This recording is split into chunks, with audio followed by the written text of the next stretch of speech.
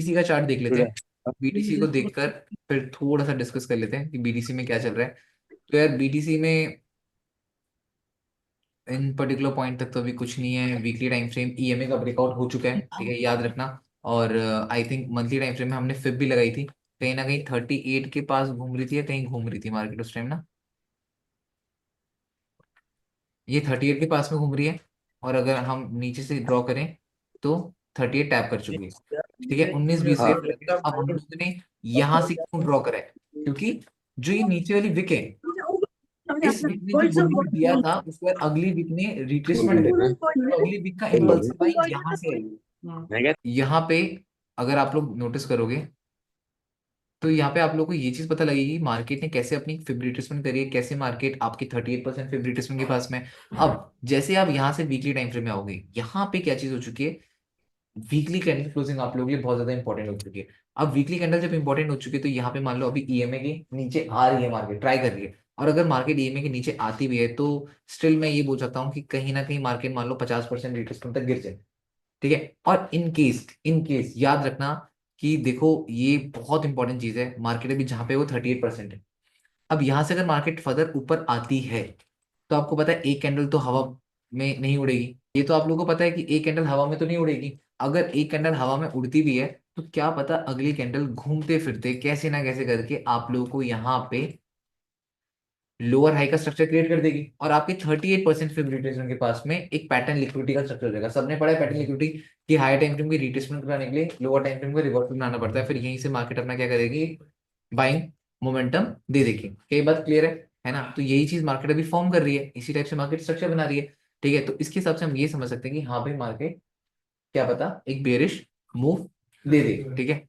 अब daily time frame के according आए तो भाई मार्केट ने यहाँ पे बैक टू बैक मार्केट गिर रही है। अब एक पल को हम ये सोचते हैं कि अगर मान लो मार्केट में अचानक से एक बाइंग मोमेंटम आ जाता है, समझना इस चीज को, तो क्या आप रैंडम बाय कर लोगे? इतना तो पता है ना कि स्ट्रेट अवे कैंडल ट्रेंड तो चेंज नहीं करेगी जब तक यहाँ पे रिवर्सल स्ट्रक्चर क्रिएट नहीं होगा, तब तक मार्केट ट्रेंड चेंज नहीं करेगी। यहाँ पे आप लोगों को क्या पता है कि भाई क्या मार्केट ने यहाँ पे आपकी टाइम स्पेंड किया था, क्या मार्केट ने इसको सपोर्ट बनाया था, क्या मार्केट इसी सपोर्ट जोन को रेजिस्टेंस चेक कर सकती है? समझे नहीं समझे? हाँ। और यहीं पे मार्केट ने टाइम स्पेंड भी किया था।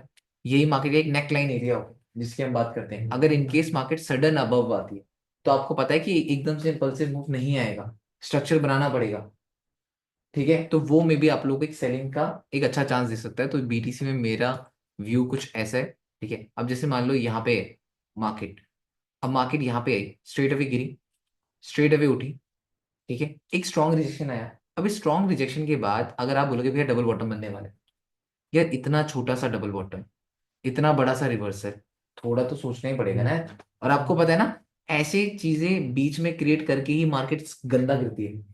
अब मान लो यहाँ पे जिन लोगों को डबल बॉटम का थोड़ा सा मार्केट हाथ बिठा दे, मार्केट यहाँ से जैसे ऊपर आने लगी, हाफ एक टैप जैसी हुई, मार्केट सीधे ऐसे गिरी।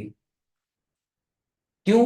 क्योंकि यहाँ पे बाइंग को बायर्स को बिठाया था। और एक ट्रैप बिछाने के बाद तो मार्केट में सबसे बड़ी मूवमेंट आती है, इतना तो पता लग गया होगा। एक ट्रैप बिछाने के बाद तो मार्केट में एक सबसे बड़ी मूवमेंट आती है, ठीक है।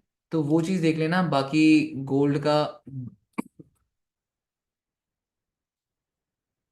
ये मार्केट अपना वो जो बेरिश मोमेंटम क्रिएट कर रही है, तो वो कहीं ना कहीं आ जाएगा, मतलब ना आपका 2900 तक का। तो ये सब चीजें हैं।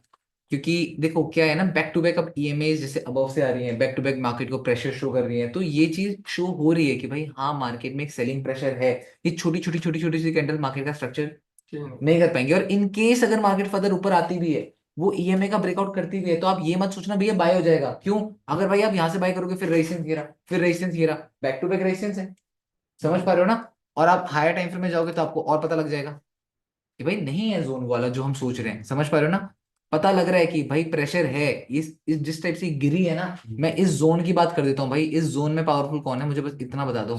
समझ पा रहे हो ना? ऊपर से जिस टाइप से गिर रही है मार्केट तो भाई सेलर्स ही तो पावरफुल है, डोमिनेट कौन कर रहा है? सेलर्स ही तो डोमिनेट कर रहे हैं। तो ये चीजें होती हैं कुछ बेसिक जानने वाली समझने वाली। तो आई होप आप सबको ये समझ आया होगा।